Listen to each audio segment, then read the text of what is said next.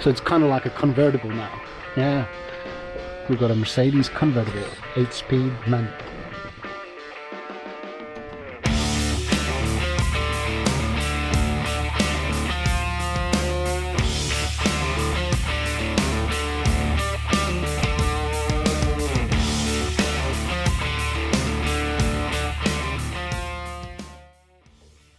I just realized that I haven't been filming this morning, so sorry about that. I'm apparently so much in my own little world that that I completely forgot about that. Excuse me. What I've got here is the hatch, and the reason it's here is because I wanted to insulate it, and I thought that or insulate it, put the hatch liner in there. And being lazy, I obviously don't want to be working with it in the car because this is much more comfortable. And last night, before we finished off, we figured out that the hatch arm that moves the hatch around comes off by removing those 5 bolts there. They're just regular M8, and if you screw those off, the whole hatch assembly comes off, and the actual hatch is attached by this pin, which is locked into place by this kind of star washer, spring washer, and all you have to do is just get a drift on that one and give it a few tappity tap taps, and out it comes. So I've now taken the handles off, and my plan is to weld some mounts onto here so that we can mount the plywood liner onto this. But I'm under a little bit of time pressure because I'd like to have this painted and back on the truck before the day's over. So right now I'm going to start fabricating those mounts for that. Yeah, sorry about not including you earlier, but that's how it is. And the truck is just waiting there patiently with a shower cap on it.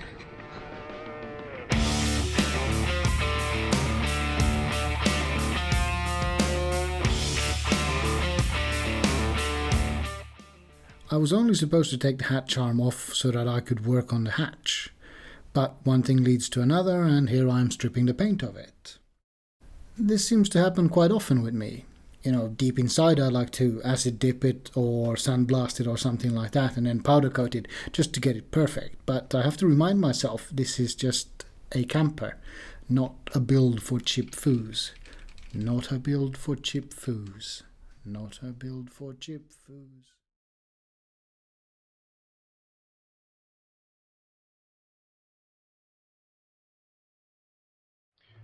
Okay. Hatch and future tabs. I've got 4 of these tabs marked out on this piece of scrap, so I'm going to drill them and tap them. I think that thickness should be enough to hold this weight and 4 tabs. I'll probably just weld them to the side on each of the handle here and there, so that because some form of symmetry or whatever, so that they're not just randomly splattered around. I might have another look to see exactly where what part is, but the idea is now to cut these out and make them weldable to hearable, and then yeah, obviously give them a little bit of a tappity tap tap, but the thread type, not the bangy type.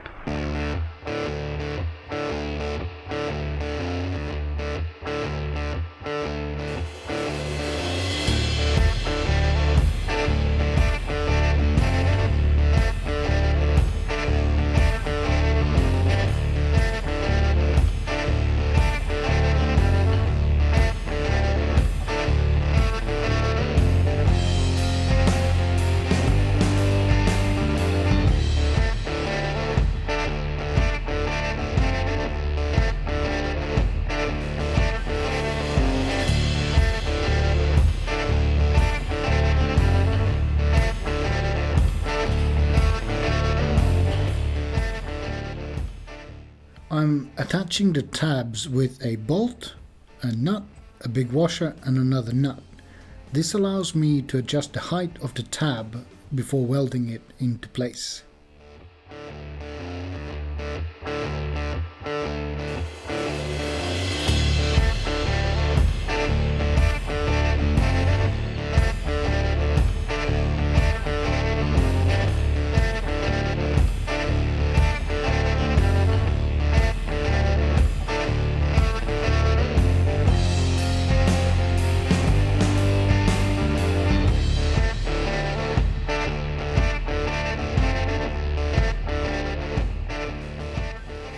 Kaz was adding silent coat to the hatch too, just as we did with the truck cab.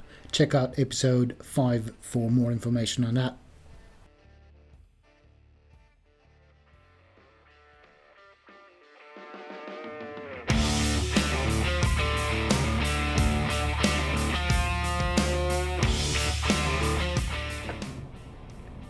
This is the headliner for the hatch. So it's going to be this circle here. I don't know if you can see that. I made a little circle jig from a piece of plywood, and I'm going to use a router to run it around. So hopefully I won't make it too small, because I'm really bad at putting extra wood into wood. No laughing in the back there. Anyway, so let's give it a go.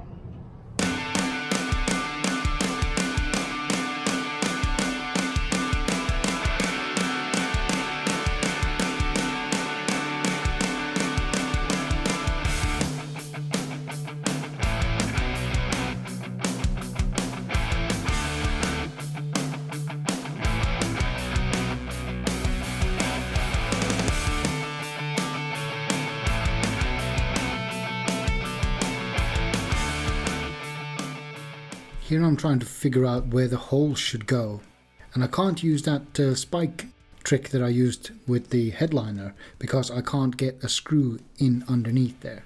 So I just had to figure out and measure, and I seem to have got it right.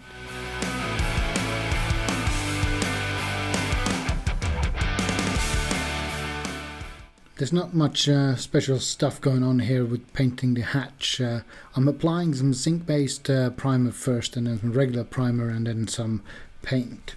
However, with hindsight, I think I should have run the TIG torch around the attachment point of where the arm attaches. There seems to have been a little bit of rust there. Maybe some water had collected there, so that would have prevented that. A tip when you are painting bolts and other small little things, get a piece of cardboard and stick them in there, and then you can just spray the paint onto the cardboard.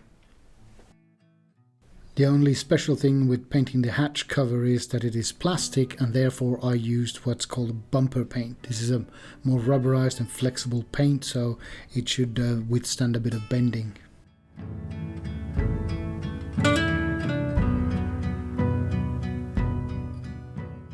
If it weren't for these cutouts for the handles, this would have been a very simple project, but these two things added quite a lot of complexity and frustration.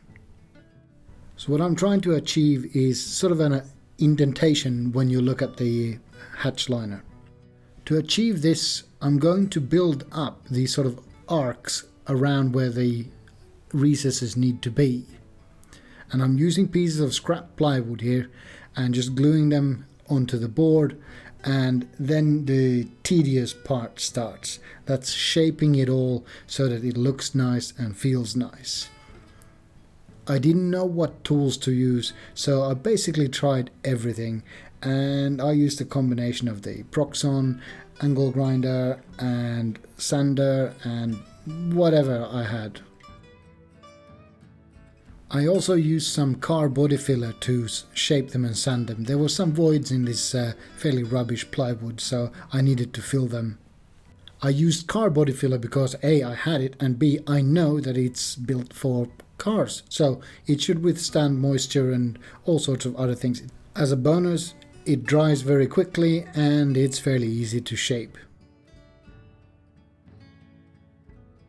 After hours of cutting, gluing, sanding, shaping, cutting, gluing, you get the picture. I finally had something that looked decent and was ready for some vinyl.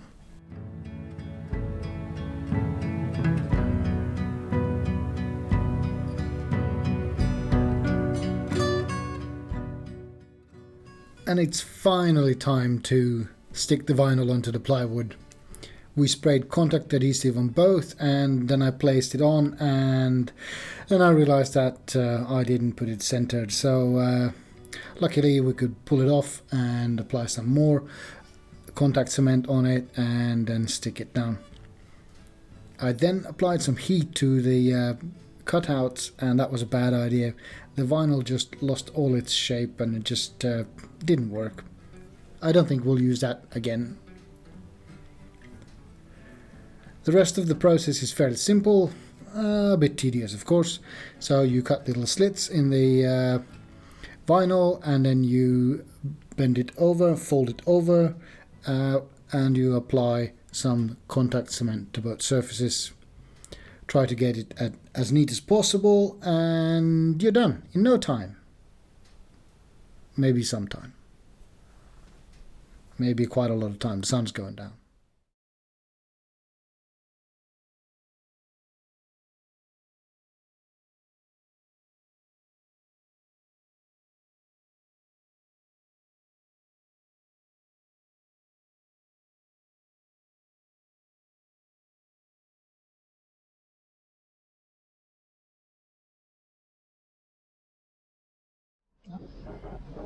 Not too dark. Oh well. Right.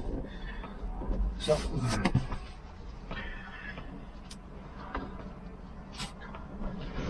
I don't know which way it is supposed to go, unfortunately. There's a 50-50 chance of getting the hatch liner correct the first time, and there's a 20% chance of that happening.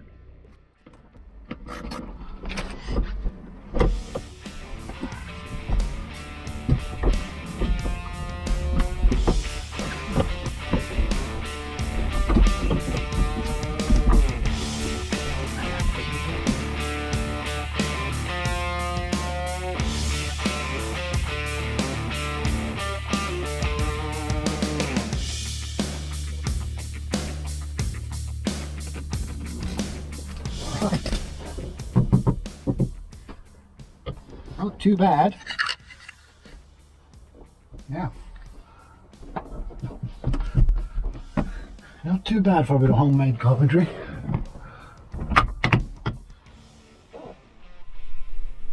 We didn't get that good a footage from when we actually built it, so here's now updated footage. There's the hatch liner.